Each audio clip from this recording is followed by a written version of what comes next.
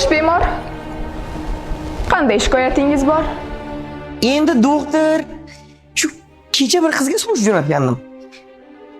Otasi senga beradigan qizim yo'q deb jo'natib yubordi.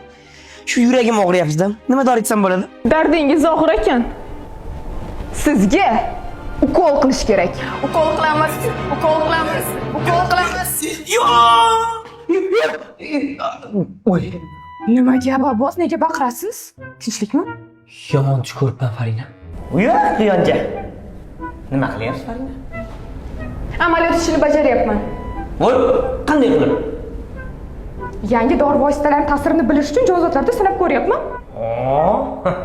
Farina amaliyotda.